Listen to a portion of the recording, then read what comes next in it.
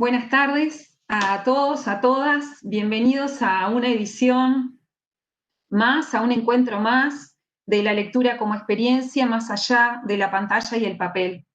Seguramente ustedes recordarán que estos encuentros se están desarrollando desde el año pasado de manera conjunta entre el programa de lectura y escritura en español de la ANEP y la Biblioteca País de Ceibal.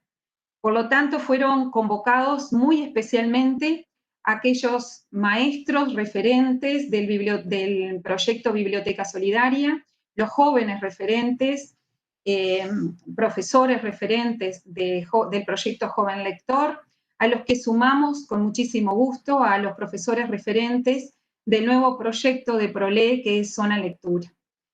Y también este encuentro abierto a todos los educadores, profesores, maestros, técnicos en primera infancia, que atraídos por la temática, bueno, han optado por invertir su tiempo en esta conversación con Carolina Cuesta, que es la experta invitada para el día de hoy.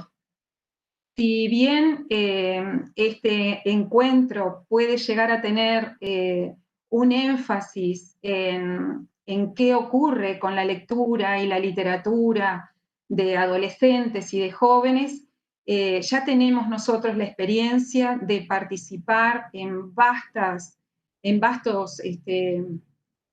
congresos y encuentros que hemos planificado juntos, en donde nos toca a cada uno adecuar eso que el experto nos está aportando a las circunstancias en que nos toca ser docente. Por lo tanto, bienvenidos a los referentes de cada uno de los proyectos en particular y bienvenidos todos a este segundo encuentro de esta segunda edición de la lectura como experiencia. Nosotros iniciamos o se los propusimos como parte de un microproceso de formación. Y este microproceso de formación contiene tres partes. Una parte previa a la participación del experto invitado, que tiene que ver con la implementación de un foro de discusión a partir de producciones académicas que ese experto ha realizado, ¿verdad? En la semana anterior dispusimos en la plataforma CREA algunos párrafos que nos resultaron muy interesantes de Carolina Cuestas, de sus investigaciones, de sus libros, que tenían que ver a grandes rasgos con discutir cómo esto de la pedagogía del placer implicaba la simplificación de lo complejo. En otro vimos los modos de leer como forma de participación en la cultura escrita. Un tercer foro les fue planteado a ustedes, en tanto nos invitaba a identificar las particularidades de las claves para leer literatura. También discutimos sobre los alcances y límites del texto y del lector. Y finalmente reflexionamos, interpelamos a la élite para poder reflexionar sobre a quién le pertenece la literatura. Esto fue el preámbulo o el pequeño proceso que realizamos juntos a modo de preámbulo de ir acercándonos a la temática que Carolina nos va a presentar. Como siempre, tenemos la buena noticia de que nos acompaña Sofía Donner. Ustedes ya la conocen, estamos acostumbrados desde el año pasado que nos acompaña en forma paralela, en tiempo real, conjuntamente con la exposición del experto invitado. Sofía nos saluda y comienza a elaborar esto tan creativo que resulta en un recurso de apoyo más para cuando tenemos que socializar lo vivido, ¿verdad? Lo experimentado, lo aprendido en el contacto con los aportes de los especialistas, ¿verdad? Entonces, le decimos hola a Sofía. y esta relatoría gráfica, que es el género que ella emplea para ir materializando algunas conceptualizaciones que en este caso Carolina va a hacer, y no solo plasma las conceptualizaciones que surgen como constructos claves, sino que deja en evidencia las relaciones que este especialista va estableciendo entre los conceptos. Al finalizar esta ponencia obtendremos un afiche, una cartelera, una relatoría gráfica, como ella lo menciona, que puede luego apoyarnos cuando queremos recordar qué era lo sustancial que Cuesta nos quería transmitir en aquella oportunidad. Así que sin más preámbulo, les deseamos a todos que tengamos una muy buena jornada entre colegas, entre profesionales, para seguir en este proceso que emprendimos hace ya tiempo de un mejor enseñante. Así que paso ahora la palabra a Teresa Zulaika, quien es coordinadora de la Biblioteca País, representante en este caso de Ceibal. Bueno, buenas tardes, bienvenidos todos. Al igual que comentaba María, es un enorme placer poder juntarnos de vuelta para compartir un espacio de aprendizaje. Esta ocasión nos acompaña Carolina Cuesta, que es profesora, licenciada y doctora en letras, quien nos brindará sus aportes a partir de sus desarrollos actuales sobre la enseñanza de la literatura. Como decía, es profesora licenciada y doctora en letras por la Facultad de Humanidades y Ciencias de la Educación de la Universidad Nacional de La Plata, en Argentina. En la misma institución es además profesora de la Cátedra Didáctica de la Lengua y la Literatura. Actualmente realiza desarrollos de investigación sobre problemas de la alfabetización, la lectura, la escritura y la enseñanza de la lengua y la literatura desde una perspectiva etnográfica y dirige tesis de doctorado y licenciatura. Queremos recordarles además que en la Biblioteca País van a poder encontrar disponible su última publicación, el libro que tiene por título Didáctica de la lengua y la literatura, políticas educativas y trabajo docente, problemas metodológicos de la enseñanza. Y sin más dilación, escuchamos a nuestra experta. Buenas tardes, Carolina. Buenas tardes. En principio quiero agradecer a NEF, a Ibala por la invitación. Para mí es un honor y que estén ustedes también escuchándome.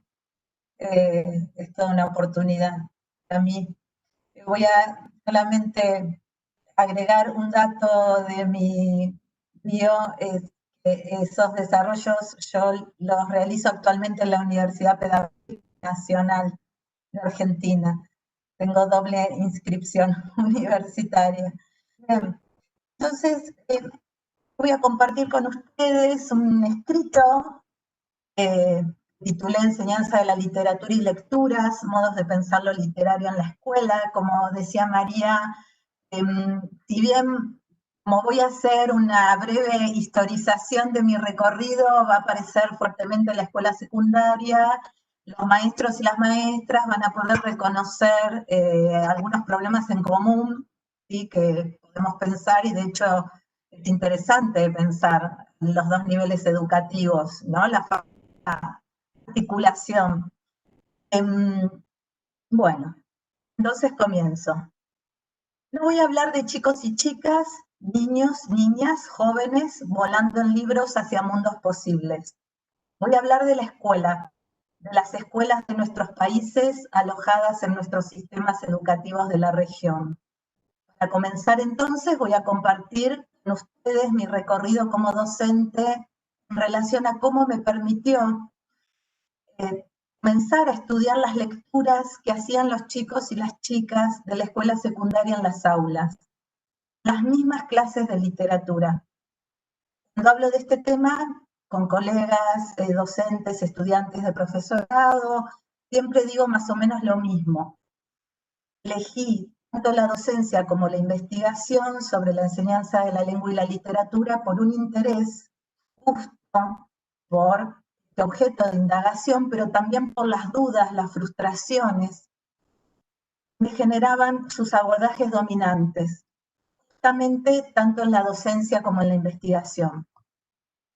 Por un lado, están estas frustraciones con las que me encontré a los 26 años cuando comienzo a trabajar en escuelas secundarias públicas de la ciudad de La Plata, la capital de la provincia de Buenos Aires, en las que me encontraba con jóvenes.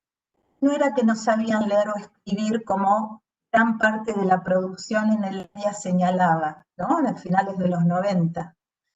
No era que no comprendían los textos, que no los disfrutaban, que no obtenían placer de ellos. Me ocurría que yo, siguiendo esas producciones, incluso con las que en aquel entonces acordaba, decía, incluso, ¿no? No comprendía, era yo quien en realidad no comprendía esas lecturas y esas escrituras, esos modos de leer, que también se expresaban en distintas discusiones, conversaciones, etc. Yo no tenía categorías para poder comprender qué era lo que me planteaban, sus saberes, sus posicionamientos frente a un texto literario, un tema de debate expresado en un escrito. En realidad las tenía porque al mismo tiempo no había tanta distancia de edades. De hecho, muchos de los consumos culturales de los chicos y chicas, películas, programas de TV de todo tipo, música sobre todo, bien eran míos. O si no, los conocía perfectamente. Y digo esto porque era lo que siempre aparecía en esas lecturas y escrituras, además de experiencias de vida marcadas por distintas procedencias sociales y sucesos concretos. Por otro lado, estaba la frustración de no tener explicaciones precisas para otras recurrencias de esos modos de leer y escribir que constantemente aparecían, no solo en los cursos a mi cargo, sino en los de muchos colegas docentes. Luego, avanzando en mi recorrido por la formación docente universitaria, se fueron sumando. Me refiero a lecturas constantes que por ello admiten cierta generalización, como no entiendo el final, o no me gusta porque no tiene un final, no sabes qué pasó. Un relato fantástico, por ejemplo, de Cortázar. ¿Por qué es tan rebuscado? No entiendo nada de lo que dice, me aburre, ¿no? Luego de la lectura de algún cuento de Borges. Como que vos tenés que ir armando la historia y entonces me pierdo, por eso no puedo contártela después de leer El extraño caso del Dr. Jekyll y Mr. Hyde, ¿no? Pero profesora, ¿qué es lo que te hace reír del Quijote, ¿no? Entre otras. Digamos, todos nos reconocemos en este tipo de comentarios quienes hemos pasado por la escuela secundaria. Verdaderamente me resistí a ignorar estas reiteraciones, dejándolas en el plano de la anécdota, cuando además, vuelvo a decir, había muchos docentes que iba conociendo con estas mismas preocupaciones, que de hecho varios de ellos hoy trabajan conmigo desde lo que llamamos una didáctica de la lengua y la literatura de perspectiva etnográfica.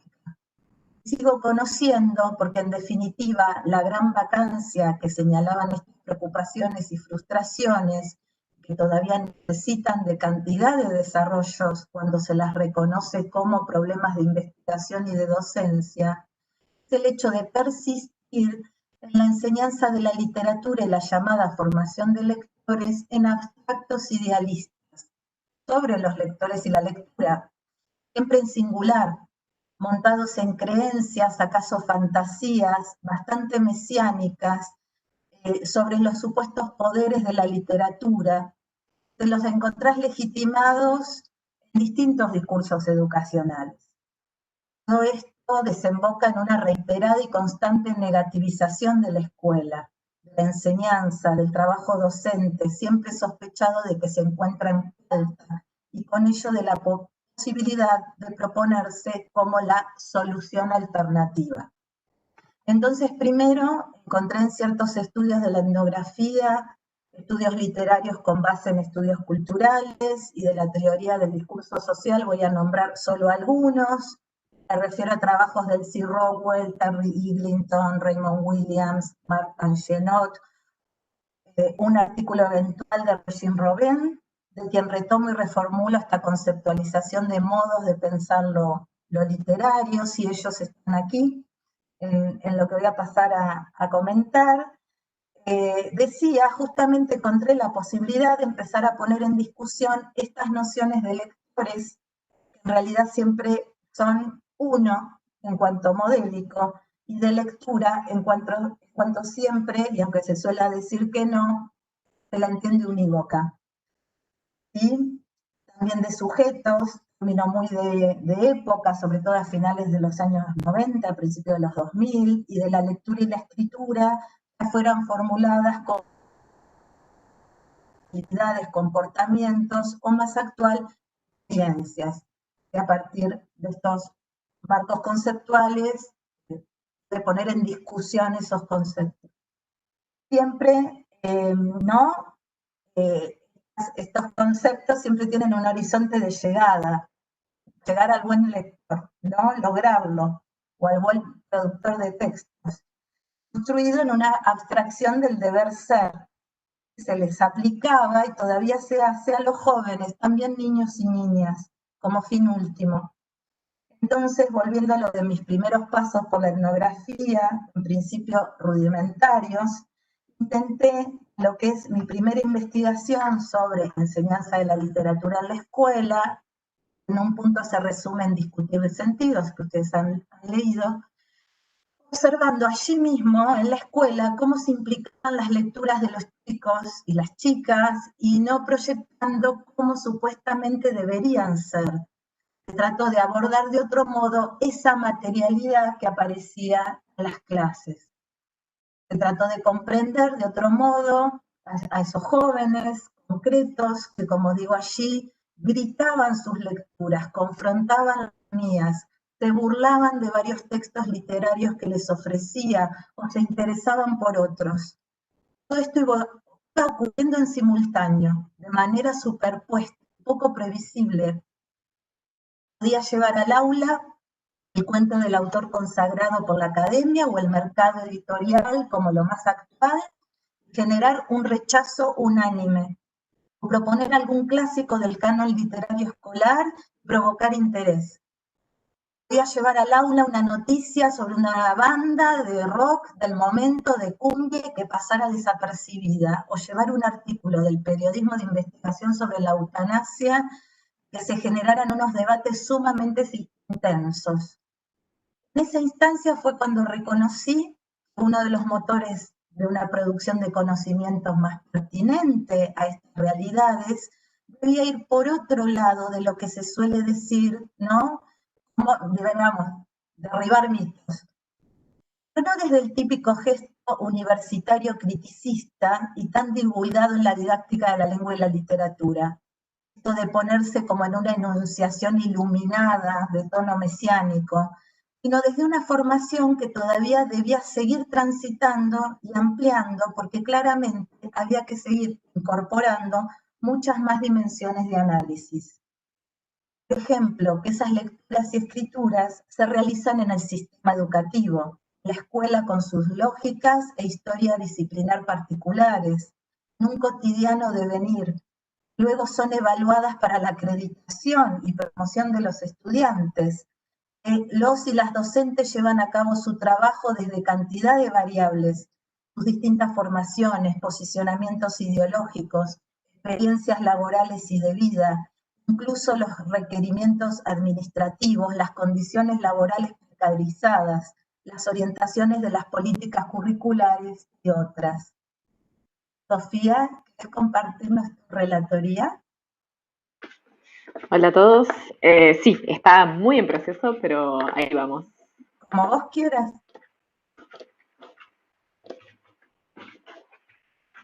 ¿Ahí se ve? Sí. Faltan varios de los conceptos presentados, pero por ahí voy con la construcción de esta imagen que luego va a unirse todo más y a hacer más sentido general. Gracias.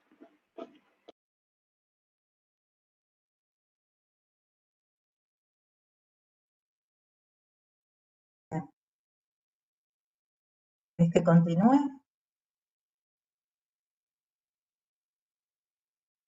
Por lo tanto, estas dimensiones de análisis me condujeron también a buscar estudios fueran consecuentes con otro posicionamiento sobre la literatura, que dé cabida a las lecturas que traen diferentes posiciones sociales e históricas de los niños, las niñas, los jóvenes, siempre negociadas en las clases, incluso hasta luchadas, así como otros regímenes de saberes, es decir, otros conceptos de saberes movilizados por la literatura y que admitieran su pluralidad en sus distintas realizaciones en la escuela y no en otros ámbitos, porque, insisto, al menos mi interés radica en comprenderla allí y en concreto. Por ejemplo, cuando los alumnos leen en clase o como tarea para el hogar, mientras buscan cómo explicar alguna categoría de análisis que les estamos enseñando, algún pedido en particular que les hemos hecho sobre ese texto leído, esto también ocurre en la educación primaria. No se trata de pretender eliminar tan solo por negativización que leer literatura en una clase de literatura significa reconocerla en estas acciones, a la vez y muchas veces son las que habilitan los comentarios, los posicionamientos del gusto, los sentidos analógicos que se movilizan con otros discursos sociales, propios de los consumos culturales que siempre los jóvenes ponen en juego, los niños, las niñas, al menos si se les da verdaderamente la voz. En realidad, lo anterior nos insistir en algo llamado experiencia literaria o experiencia de la lectura literaria. Sino en todo caso, cuando nos situamos en serio en la escuela, se trata de experiencias de la enseñanza de la literatura. Se explican como unas maneras de inscribir, producir y pensar lo literario. Nos informan que la subjetividad no se construye, otra definición complicada, sino que se revelan que son subjetividades, ¿sí? No homogéneas, como un hablar de la vida, cambiado por distintos órdenes de lo real, regímenes de verdad. Pueden ser las referencias a un dibujo animado, a un relato de la tradición oral o a ciertas circunstancias personales las que permitan convalidar o contestar a lo literario que presentamos en nuestras clases, que ofrecemos a la enseñanza, siempre en función de esos órdenes y regímenes. No obstante, estamos hablando de una vida hablada, dicha, es decir, una vida que se muestra en la coyuntura de la clase y en su contingencia, en su estatuto discursivo social. En ese sentido, hiere cualquier intento de asirla desde cualquier idealismo abstracto. Así, la enseñanza de la literatura como forma de pensar lo literario en el juego de los discursos sociales que expresan los consumos culturales de los chicos y las chicas, hetero, música, cine, series de televisión, prensa, contenidos de la web y demás, inevitablemente remiten a validaciones o cuestionamientos de regímenes de realidad-verdad, puede repensarse como objeto de estudio en su especificidad. No se trata de encontrar los conceptos más adecuados de literatura, lectura, experiencia y subjetividad desde indagaciones librescas, a modo de sumatorias abstractas, sino de hallar aquellos pertinentes y solidarios para la comprensión de un objeto de estudio vivo, que tiene su propia voz, necesita de sus entramados, que necesita de esos conceptos localizados, esos conceptos puedan localizar la enseñanza de la literatura en la escuela, ¿sí? Y reconocer que la enseñanza de la literatura se circunstancia en el día a día del trabajo docente, en su cotidianeidad, y que no ocurre en un mundo posible, sino en un presente concreto. Para finalizar, todo lo anterior aporta al trabajo docente, siempre implica también a los estudiantes y a las estudiantes, en cuanto ofrece conocimientos para resignificar las formas de enseñanza de la literatura, las metodologías de la enseñanza de la literatura.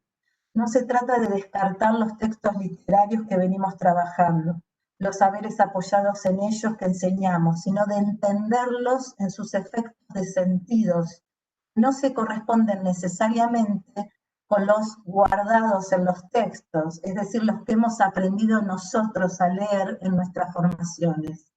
Se trata de conocer que el gótico clásico, por ejemplo, puede ser leído por los alumnos como un terror malísimo. Que ello no significa que en ese enunciado no haya lectura literaria. Primero, porque esa misma literatura expresada en ese texto la ha traído la clase, ¿no? Segundo, y por el contrario, que hay un traer a la clase a esos otros terrores que no son malísimos, que pueden estar en una película o en una serie de televisión, en un anime, o en las historias que algún familiar o amigo suele contar en los hogares, un suceso que verdaderamente me pasó. Las posibilidades son varias y se traen así como formas de pensar lo literario que exceden el concepto clásico de ficción. No están atadas a detenerse solo en el texto literario en cuestión. También por ello nos permiten buscar esos otros textos literarios vinculados con esos otros terrores que no son malísimos y que interesan a nuestros estudiantes. Muchas gracias.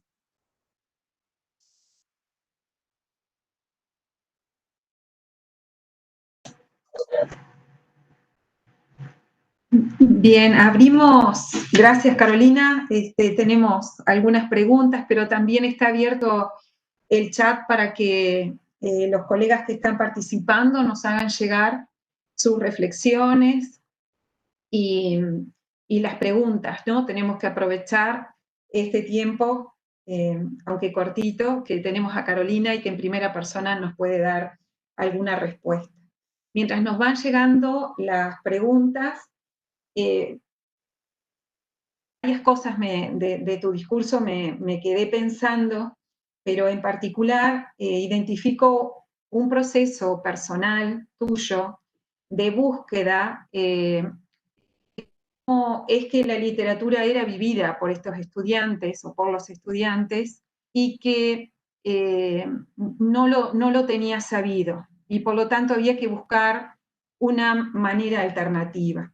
Y en ese sentido me quedo pensando, hablaste de una metodología de enseñar la lectura de la literatura y haciendo relación con los proyectos que llevamos adelante, tanto en Biblioteca Solidaria, Joven Lector, me pregunto cuál es el lugar de la conversación sobre lo leído en esa metodología o en esa forma alternativa o solución alternativa que encontraste, que construiste o que co-construiste con tus estudiantes para que la literatura no sea algo que está en los libros, sino que nos atraviese como persona y se constituya en una experiencia.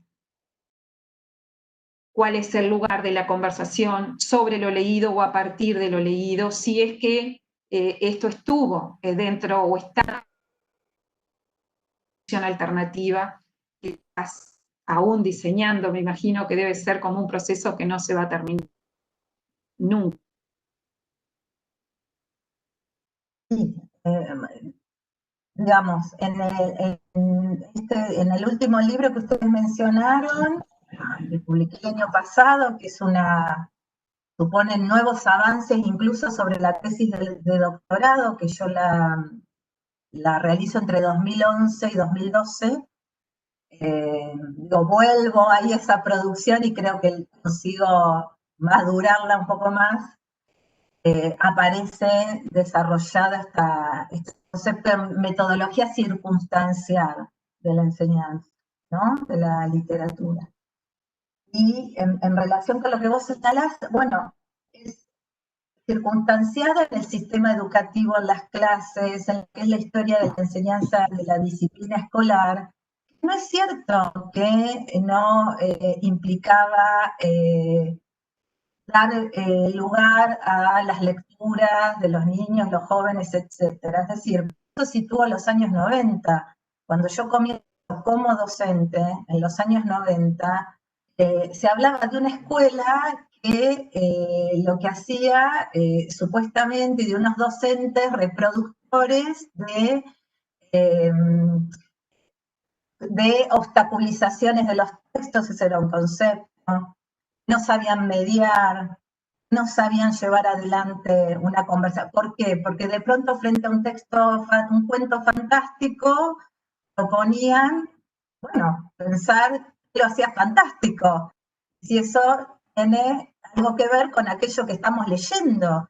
Eso es histórico en la enseñanza de la literatura. De pronto se negativizó y de pronto apareció un vacío.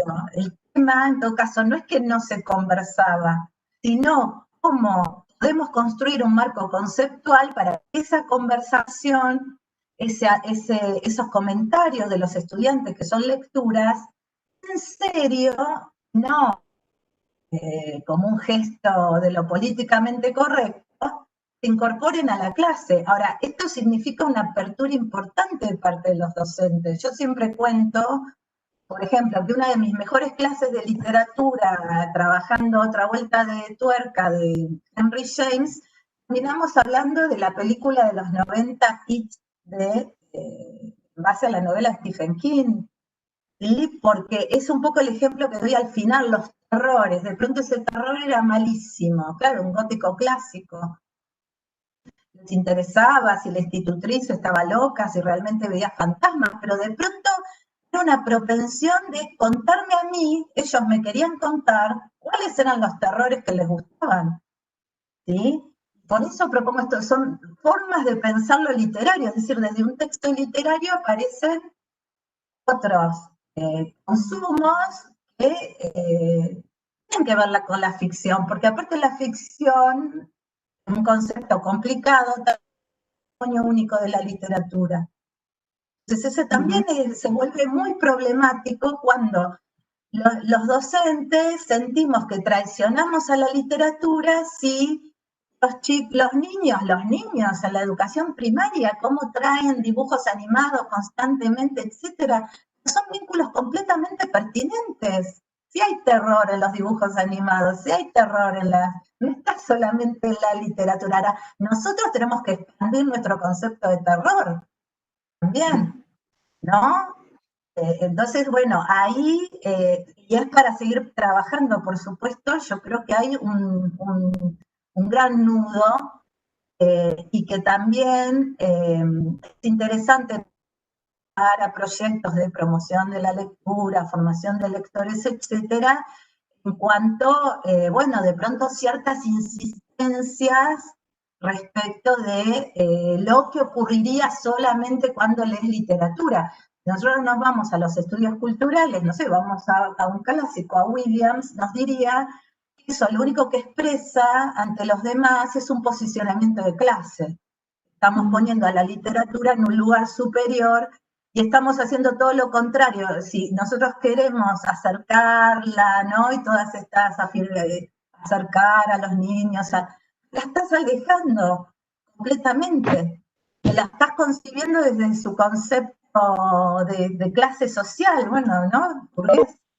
Entonces, bueno, lo que yo hago es pensarla desde un concepto de cultura antropológica.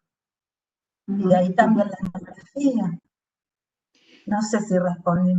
Sí, sí, Carolina. Bueno. Creo que va en sintonía y muchos de los colegas que están participando de tu exposición son activos participantes de los proyectos. Por lo tanto, hemos venido trabajando juntos en ellos como aquellos recursos que nos permiten crear mejores condiciones para que nuestros estudiantes puedan interpretar y comprender los textos. Hemos trabajado mucho por la construcción de ricas culturales y ahora que mencionás esto de hay nuevos vínculos que los estudiantes en presencia de la lectura y de la literatura establecen con otras manifestaciones, ¿verdad?, artísticas, expresivas, creo que estamos en un momento, en otros encuentros, por ejemplo, con Lucas Ramada o con el mismo Daniel Casani, traían también, al igual que vos, esto de concluyo, ¿no?, en este momento, la necesidad de legitimar esos vínculos que el lector establece para acercarse de una manera personal, singular, a la literatura, a ese texto situado que está leyendo en un momento determinado, con una historia, pero que va a poder comprenderlo en tanto posea esas referencias y en el aula le sean legitimadas. Por lo que te escucho, estoy reflexionando sobre eso, ¿no? La necesidad de que todos los docentes, independientemente del subsistema, legitimemos esas referencias a que apelan los estudiantes cuando pretenden interpretar ese texto literario. No sé si coincidimos en esto, pero me pusiste a pensar en que... Sí, no sé, ya ni sé, 98, con todos estos temas, estos estudios, sí se viene diciendo, lo dice Terry Eglinton en una introducción a los estudios literarios. Hace años, por ejemplo, que la crítica literaria viene diciendo que los textos literarios no tienen un único sentido guardado, ¿no?, en el texto. Ahora después, y podemos ampliar todos los que pensamos la lectura, a la hora de proponer metodologías, etcétera, las seguimos pensando, lo estoy reformulando a Eglinton, como muelas de juicio que vamos a extraer de los textos. Es decir, lo podemos decir. El tema es cómo realmente podemos avanzar de que vaya más allá de lo políticamente correcto. Hace años que en realidad, sino cómo podemos pensar en términos, lo que me interesa a mí, una didáctica.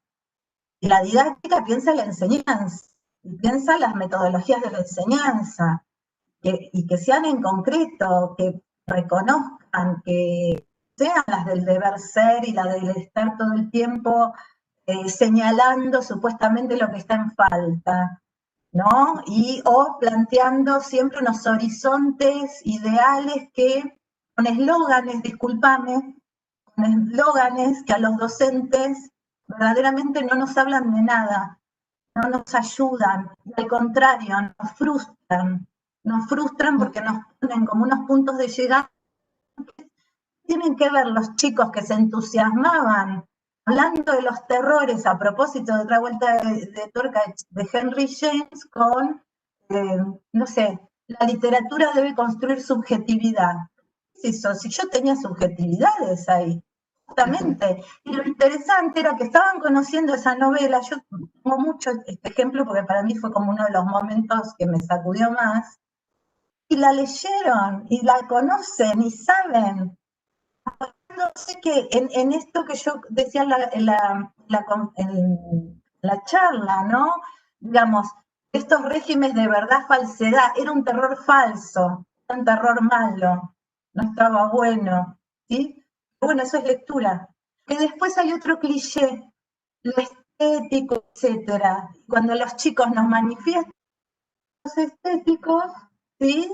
Son esos, el terror es malísimo, no, porque nos deberían haber dicho que el texto literario tal o cual consagrado por la instancia de consagración que sea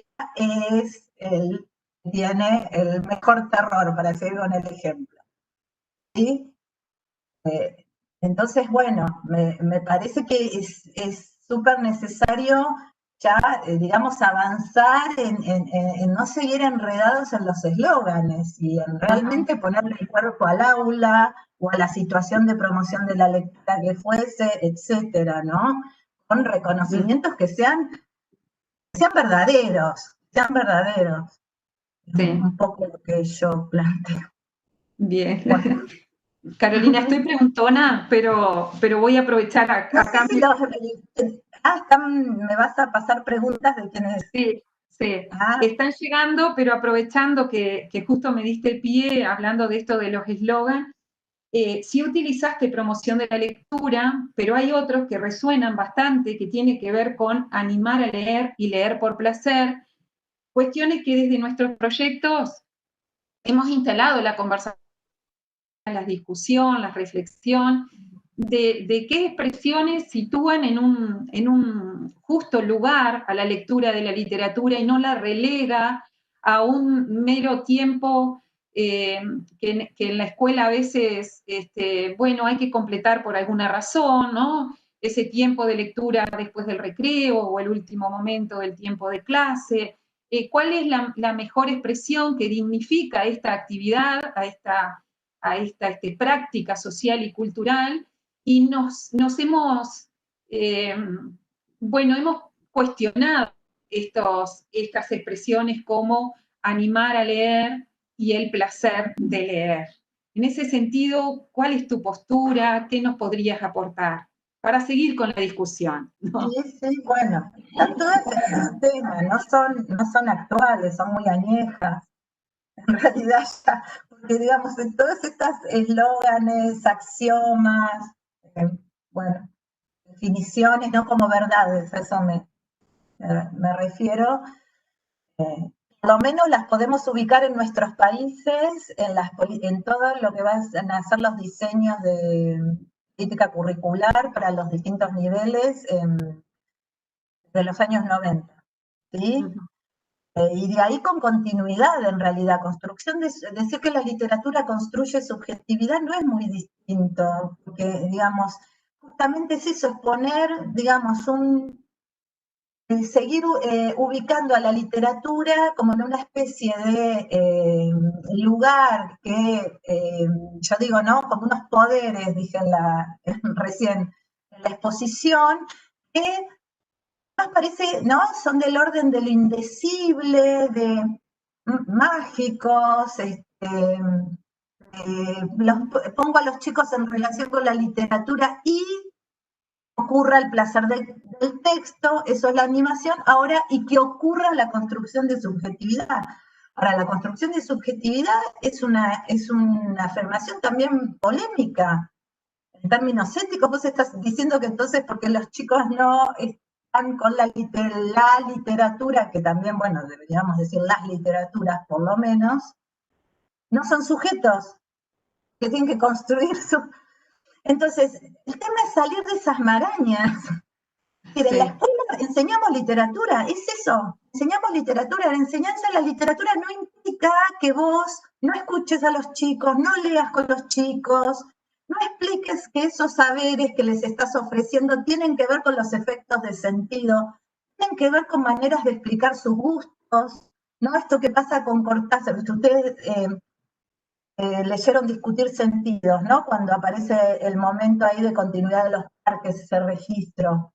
Bueno, hay el fantástico cortázariano, el momento del pasaje, el personaje que lea su propia muerte. Bueno, no, pero es un chico que cree en los fantasmas. Dices el fantasma, ¿no? Bueno, y eso es muy interesante, vos lo retomás, incluso, insisto, en una instancia X de taller de promoción de la lectura.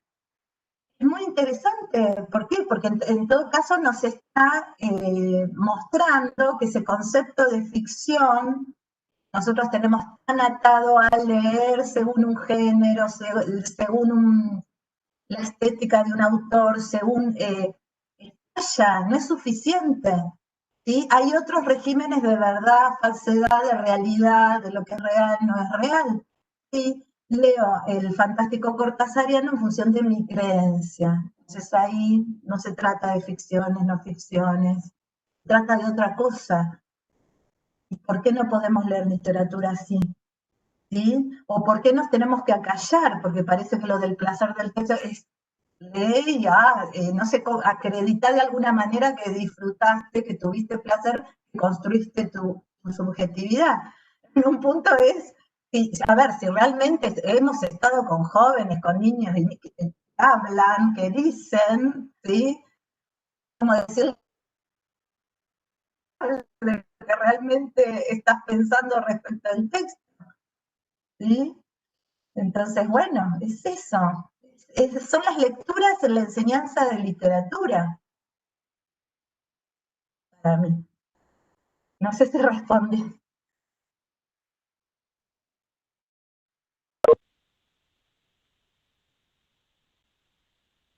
Carolina, no sé, me parece que María ha tenido algún problema con la conexión. Ah, bueno, ahí está. Por ahí, buenísimo. No te oímos, María. María, no vemos. Está silenciada, María. Sí. Uy. Bueno, Ahí en la sí. eventualidad de que no apareciera otra vez la conexión con Carolina, estaba intentando recuperar algunas de las últimas cuestiones que estaba diciendo ella, ¿verdad?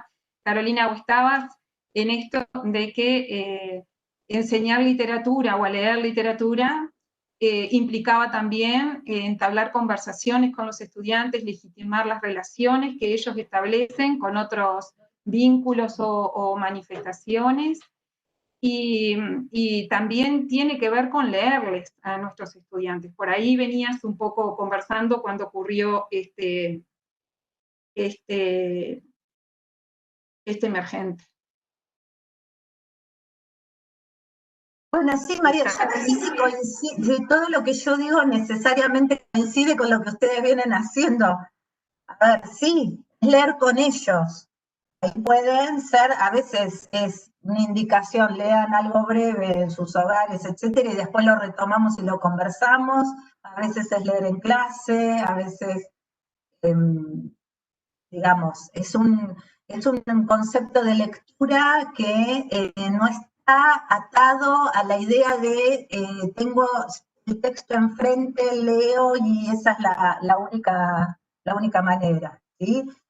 Es muy interesante muchas veces observar cuando en las clases hay niños, chicos, todo quien es docente no ha leído el texto y empieza a escuchar, ¿sí?, los comentarios, etcétera, y ahí empieza a leer también, empieza a reconocer ciertos sentidos, ciertos significados, digamos.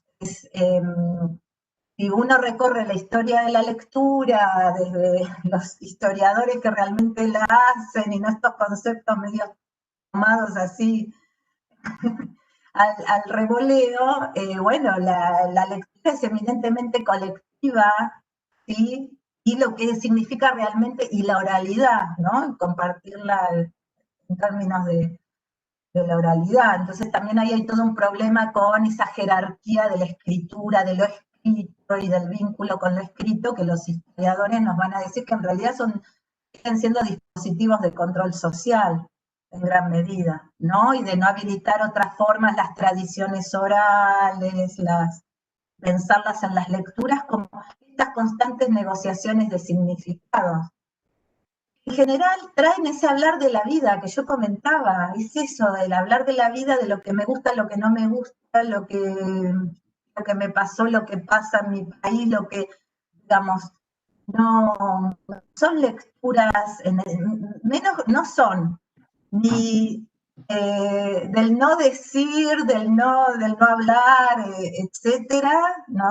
Indecibles, como aparece asociado con el concepto de construcción de subjetividad, y tampoco son del tipo de análisis que haría un crítico literario, digamos. A veces ahí hay unos puntos de relación que tienen que ver con ciertas particularidades de los textos literarios, preguntarse, es decir, nosotros como docentes darnos cuenta que se están haciendo preguntas sobre un género, ¿no? Este ejemplo del terror malísimo, etcétera, es un ejemplo que va por ese lado. O saber, digamos, y vamos registrando esto que nos permite la etnografía, que recurrentemente sobre el fantástico rioplatense aparecen lecturas que serían más digamos que no es que arman el pacto de ficción, sino que al revés, le ponen una realidad, pero que es una creencia, por ejemplo, ¿no? Realidades de otras culturas, de sistemas de pensamiento que no son el racional occidental, el fantasma existe para ellos, para el racional occidental no existe. Bueno, ahí podemos empezar a avanzar un poco. Eso es lo que yo estoy diciendo. Y yo sobre todo sitúo todas mis reflexiones en las instituciones educativas, en la escuela, en el trabajo, en el compartir codo a codo con los docentes y ahí en la formación docente universitaria, la que nos permite mirar siempre la escuela y qué es lo que realmente ocurre en la escuela. ¿Sí? Entonces, desde ahí me estoy hablando. Bien, Carolina, hay muchas preguntas más todavía, algunas vinculadas a la literatura y la enseñanza de ciertos valores, y un sinnúmero más, pero bueno, creo que dejaste muchas puntas para seguir pensando. Seguramente con los colegas vamos a seguir estas reflexiones en el chat, en los foros que están instalados en la plataforma. Ya está disponible en la Biblioteca País el último libro que produjiste, por lo tanto, esto no queda acá y vamos a seguir hablando sobre lo que has escrito, sobre lo que has investigado y tratando de, lograr de ese buen lector que aspiramos todos, incorporando, tenemos ahora, claro, puntos de vista que están cargados de la cultura de nuestros estudiantes, ¿verdad? Y eso cómo vincularlos cada vez que, o legitimar esa vinculación cada vez que nos encontremos con los textos literarios. Sí, como puso Sofía, como puso Sofía en la relatoría, el concepto de buen lector lo discuto. Perfecto. ¿Sí? Está bien, muy bien. Lo Bueno. discutiremos, pero digo, no, quizás no tengamos que perderlo. Un lector es un lector, ¿no? Y eso ha logrado ser en el momento que lo es.